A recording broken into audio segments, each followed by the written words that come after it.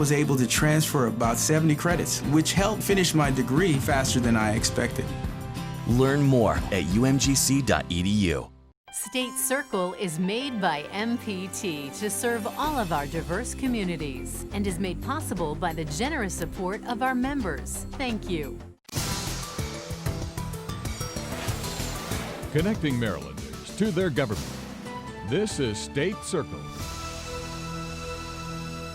Good evening. Welcome to State Circle. Coming up this week, the new way to reach 911 in an emergency. But we begin this week with confusion on campus. Students at Towson University moving out of dorms just a week after moving in. The school closed the campus after positive coronavirus tests. Meantime, with several county school systems set to open Monday via computer, Governor Hogan urged local schools to restore in-person classes. There is broad and overwhelming agreement among public health leaders, education experts, and parents that finding a way to begin safely returning children to classrooms must be a top priority. We talked about the new school year with Montgomery County Deputy Superintendent Dr. Manifa McKnight. We're bringing the same energy we bring every year to the opening of school, acknowledging that it's a different circumstance. We are starting in a virtual learning environment, and that's very different. But it's the same challenge and difference that every school system across the state and across the nation in many places have had to address. And so we're bringing the excitement that we bring every year in engaging with our students and our parents and our staff to say we're geared up for a new year of learning. And although the context of it may be a little different in how we're connecting, we're bringing that same commitment that we bring every year, which is to be focused on our student learning, their well-being, and making sure that all of the places that we are able to connect to ensure that those priorities are happening are occurring. And so with that, I just say we're excited to have our students this week, and over the past couple of weeks, we've been distributing materials to get prepared for the new year to our families. And I've had the experience to be able to be out there in person to see some of the staff doing that. And so when I walk up to a car and I see a ninth grader who's joining high school for the first time with his parents, and I'm able to, just say hi and welcome to a new school year, it just fills your heart in a way that I know is important for us all at a time in which we have to look for ways to make that connection. Yeah, unfortunately, the connections are going to be electronic for the most part. I'm curious how it's going to be different with the advantage of a little bit of time to prepare. So this semester, as opposed to what happened back in the spring, where you had an emergency, throw it together situation. So in the spring, it was indeed what I would define as a crisis. It was March, and on a Wednesday, we learned that school would be closed down on that following Friday. And so in that way, we had to connect and first of all say, how are we going to make sure that our students are safe over the next few days, and they are really getting prepared to not return to school. And at that point, we were being directed, in like 3 or 4 weeks at a time in which they were not returning. And so we quickly did surveys and things like that to figure out who had technology. So it was a lot of figuring it out in the moment. The gift we've been given now is during that crisis, we learned a lot, and we figured out a number of things that we had to just dig into, and we learned from it. And we took all of those lessons and applied it to what we were planning for this fall. Like, for instance, I would say over a week or two, we had to prepare our teachers for how to hone their craft and be prepared to teach online fully. And so our teachers did it. Many of them did it in so many different creative ways, and we learned from them. They learned from us in ways to do it in terms of the resources we're providing. And so in the spring, when this happened, we weren't able to provide all of our subjects. Literacy and math, we made a focus, but in terms of other areas like science, social studies, and some of the arts, we had to make adjustments so our students wouldn't have as much time in those areas. This year, we're able to provide all of our courses that we provide in any traditional year for our students, including all of our electives, and even extending that to out-of-school learning times and activities, including extracurricular activities. And so we were able to do that. We were also able to spend some time from last spring through the summer up to now, providing our teachers with professional learning to support them on being prepared for this virtual online platform. This week, we actually had a professional learning day fair for our teachers, and they had a multitude of different options that they could choose from to really focus on their professional learning to prepare to receive their students in this new year. So we've done a number of things that allowed us to be able to learn from what happened in the spring and apply it to our preparedness for this fall. And that's why we can confidently say that we'll be able to provide a robust, really rigorous environment for our students and really continue to learn from that and be flexible, because even in the best plan, there'll be things that we didn't know, we wouldn't expect to happen. And I think flexibility is going to be key moving forward. But we're really proud of the work that our staff has been able to pull together, and our community giving us feedback as well on what's worked and being able to continue on what's worked well and change things that we needed to move from the crisis mode to where we are now. Tell me if I'm off base on distance learning and I haven't seen it up close and personal in a grade school setting or K through 12 setting. I sort of think it's going to actually benefit some kids who are going to become really proficient distance learners. And once you have that, the whole world is open to you in terms of college courses, Coursera, all that stuff. But I think it's probably a little bit bad for most kids. They're losing out on so many things. And for a certain group of kids, particularly disadvantaged kids, this could potentially be really bad in terms of setting back their education, hopefully not permanently. What do you think? Jeff, this is something we continue to grapple with. And in the spring, we heard from some students who said, wow, this is great. I'm really having more opportunity and more flexibility to guide my learning as a student in this virtual format. At the same time, we also know that nothing replaces having an environment where the teacher is able to make eye contact with that student, be able to know all the things about them that you only get in that person-to-person interaction.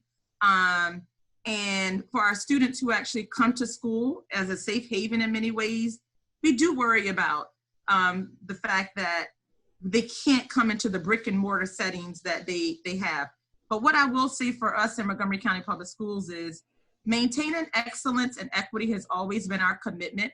And so while our new way of doing things does not absolve us from finding and reducing ways to address the achievement gap and opportunity gap for our students, it really is about us making the connection to that commitment and what it means in the virtual environment.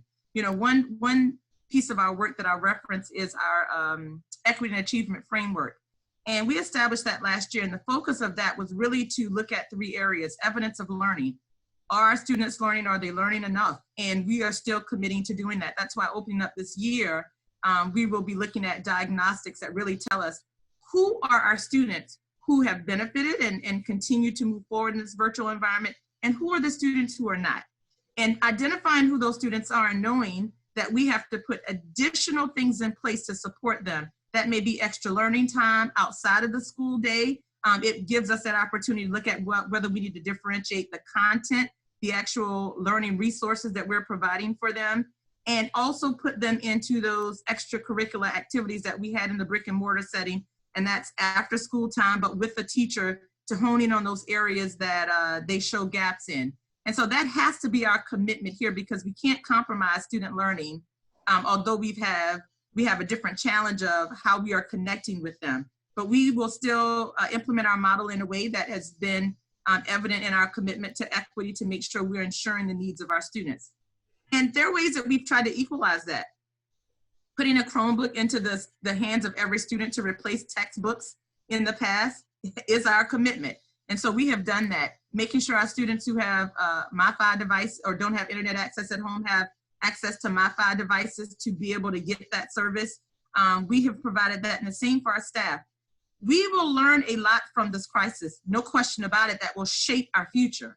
But we have to make sure our vulnerable groups of students who really depended on that extra learning time and those extra resources that we put in place remain there in a way that's meaningful to them, so that they don't get behind and we don't create gaps as a result of COVID-19 in their learning and opportunities. Dr. McKnight, we appreciate your time. We hope it's a great semester. Thank you so much. It is going to be a great semester. We're going to make sure that happens. And I look forward to us continuing the conversation just on how the implementation of this work is happening. I really appreciate it, and we're looking forward to a great new year for our students. Families of Black Americans shot or killed by police spoke at the same site where Martin Luther King Jr. delivered his I Have a Dream speech. They were joined by Reverend Al Sharpton and Martin Luther King III. But we're taking a step forward on America's rocky but righteous journey towards justice.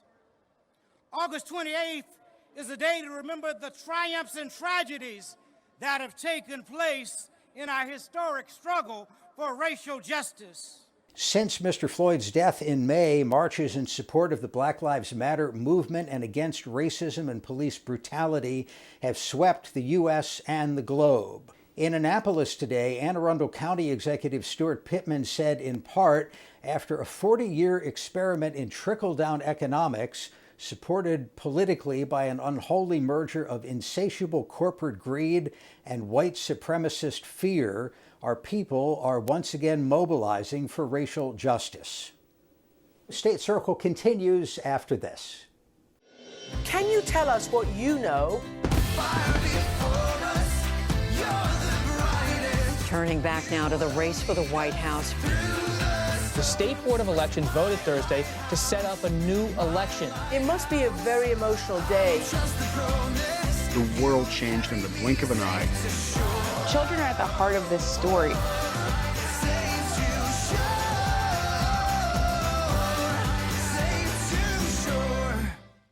This week's Republican National Convention had a large presence in Baltimore, as State Circle's Charles Robinson reports. 6 people from every state met in Charlotte to kick our convention off, and I was fortunate enough to be one of those people. Delegate Kathy Shalega made the trek to Charlotte, North Carolina, where she joined her fellow GOP members. Is proud to cast its 38 votes for the man who puts America first and will keep America great, President Donald John Trump. A surprise presenter for this convention came via a viral video from Kim Klacik. Klacik walked through a part of the 7th Congressional District, which she wants to represent in Congress, pointing out poverty and crime. It won a surprising endorsement from President Trump, who added her to the RNC programming. I want Baltimore to be an example to Republicans around the country that we can compete in our inner cities if we reach out to the citizens and deliver real results. The most popular Republican in the state of Maryland continues to be Larry Hogan. I don't think it's not lost on you or anybody that he's kind of on the outs with the Trump campaign. Tell me how that affects you and others. I, as almost every Republican in the great state of Maryland, support both Donald Trump and Larry Hogan. They're different men with a different audience. The nation also got a chance to see Baltimore's Fort McHenry, where Vice President Mike Pence accepted his nomination. In Baltimore, I'm Charles Robinson for State Circle. Joining us this week for the Political Roundtable, Senator Cheryl Kagan, Democrat of Montgomery County, and Senator Ed Riley, a Republican from Anne Arundel County. Glad you're both with us. We want to talk about your work on the 911 Modernization Commission, and there's some news on that people need to know about, which we will get to in a minute. But I want to begin with politics and all the talk about how Maryland's election is being run this year. Senator Kagan, I understand you received in the mail yesterday an application for an absentee ballot. That would seem to be good news, right? Hypothetically, it could be good news, but unfortunately, hundreds of thousands of Marylanders who have already asked for a mail-in ballot are going to be confused by the fact that they were sent another application. They're not sure what to do. Do they return it and maybe have a duplicate request, or do they toss it and risk possibly not getting a ballot at all? Well, what's the answer? What do you do in that case? Well, you can check on the website to look at the status of your application, or it's better to, I think, to overdo it than underdo it. We want to make sure that everyone votes in this historic election year. Senator Riley, are you voting by mail or in person this year? Well, Jeff, I'm an old guy and I'm a traditionalist. I'm heading for the poll on the first day of early voting. We have a middle school in my neighborhood I'm going to go to. The important message for the folks who want to physically go to a polling place is the entire process is like early voting. You can go to any polling place in your county. So, you know, they're doing away with an awful lot of the local polling places. So they're allowing you to walk into any of them for early voting or on election day. And that's a major change. And we want to emphasize to people, there'll be plenty of opportunity if you want to go. It's my estimate that 50% of these ballots will be sent in by mail. And it's extremely important that we had a very high rejection rate in some jurisdictions. Read the instructions, sign the appropriate place, put the postage on it, and get it in on time. Oh, I'm sorry. Cheryl passed a bill, so you don't have to pay postage. Thank you. No postage. No postage on the application, no postage on the ballot. We want everyone to make sure they vote. And everything that Senator Riley just said is absolutely right.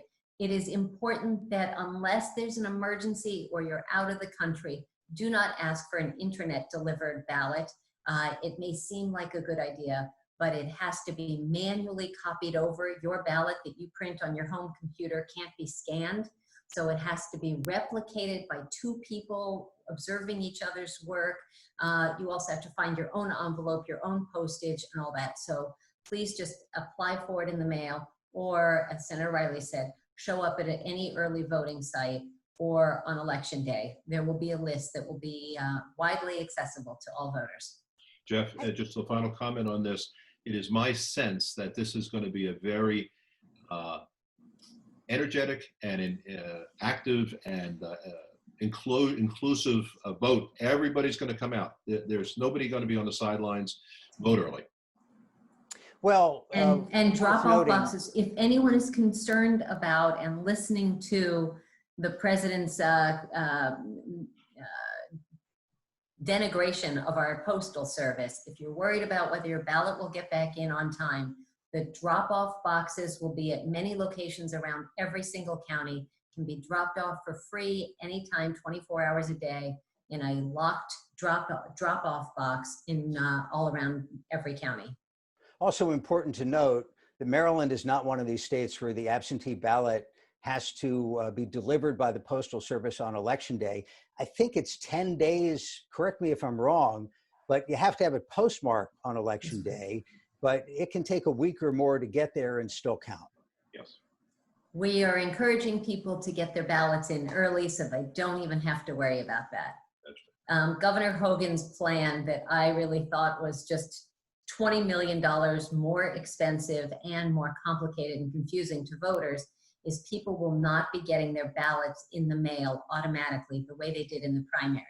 They're going to get an application, return the application, then they'll get the ballot and need to return the ballot. So it's 4 steps rather than 2 steps. Senator Riley, you agree with that process? And more broadly, is this how it's going to be going forward? No, I think we're in a stage of flux, of evaluation, of trying new things. I think we're going to see hybrids coming up in the next couple of cycles that'll surprise some people. All right, let's talk 911. Senator Kagan, you're the chair of the commission. Senator Riley, a member of the commission. The task has been improving what was sort of an antiquated way of reaching authorities in an emergency. The new development is the ability to text. What do you do? So Jeff, as you've heard me say before, I had 3 people die in my district when 911 failed. Our system is 52 years old and was dramatically in need of updating. The hardware, the software, the training, the funding, kind of so much of it. And Senator Riley and I have been partners and allies along with 2 delegates, one Democrat and Republican. Maryland this past week became only the seventh state in the country to have statewide access to text to 911.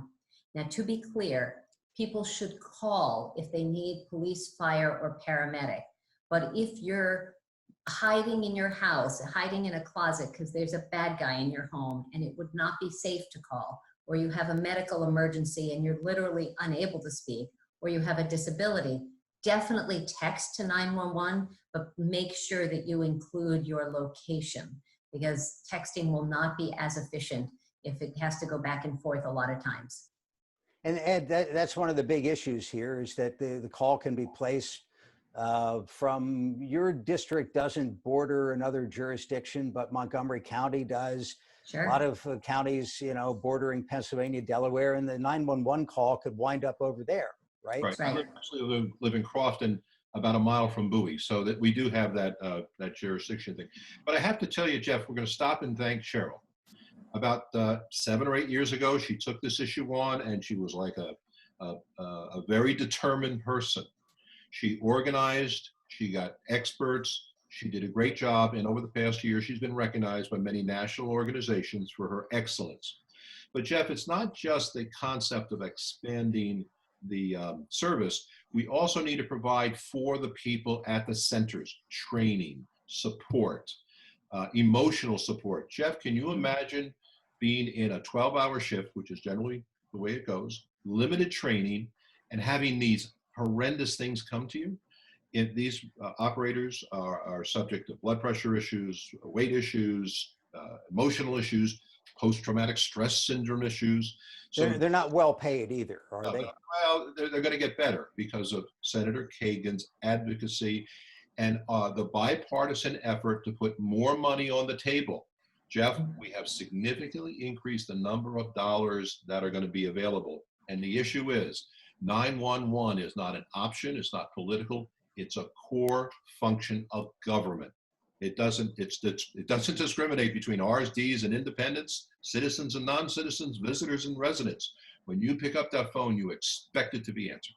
All right, Senator Kagan, again, before we go, 30 seconds, explain what somebody should do in an emergency with the new technology or just using the phone. So the very best plan, if you still have a landline, pick up your landline phone and call 911 because the address will show up. If you use a cell phone, as most of us do, make sure that you provide on a telephone call, ideally, make sure you provide your location of the emergency.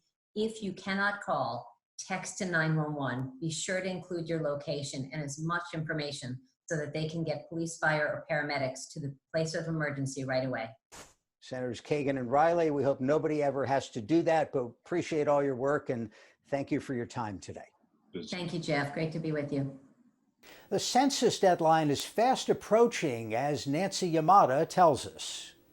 Don't delay, respond today. Secretary Rob McCord of the Maryland Department of Planning is appealing to anyone who has yet to respond to the census to make sure they are counted before the deadline on September 30th. Every 10 years, we have a chance to get a picture of what we really look like.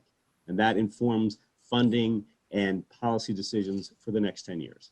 This year, the pandemic has added a never-before-seen set of challenges, with changed deadlines and lots of canceled in-person events to get the word out.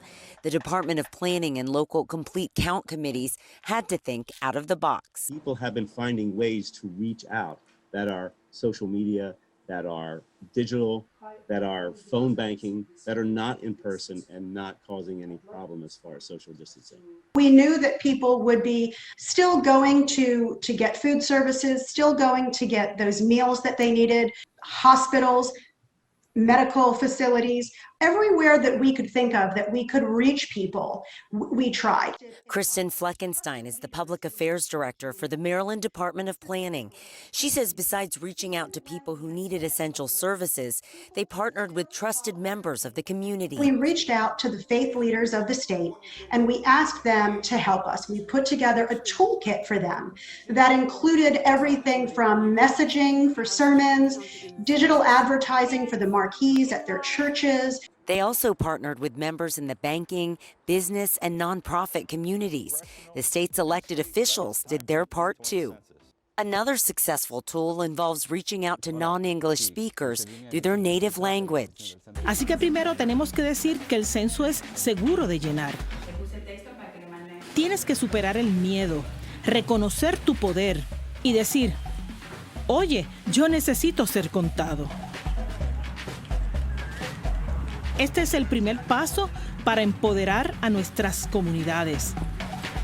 Tenemos que hacer todo lo que está a nuestro alcance para darle al Estado los recursos que necesitan. An important message for Latino immigrants who may be reluctant to be counted.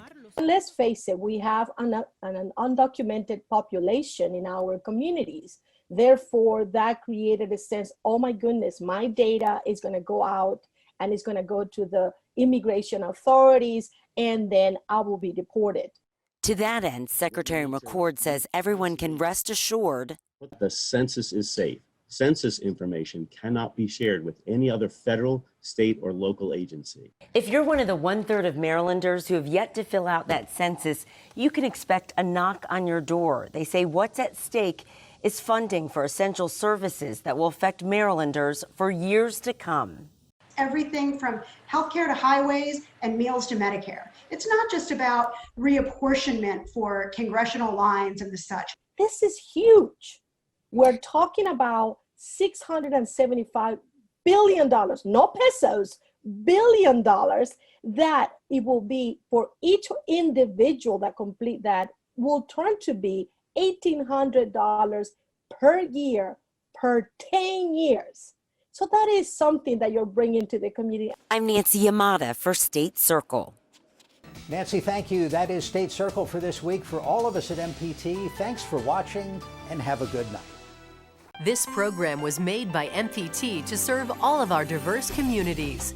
This is Pam Greer. Please join me for My Music's 20th anniversary year with an all-new special dedicated to the legends of soul, exclusively here on PBS.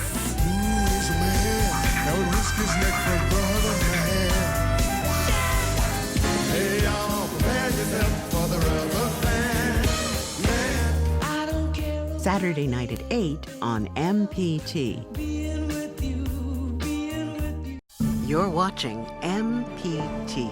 Be informed, be entertained, be inspired.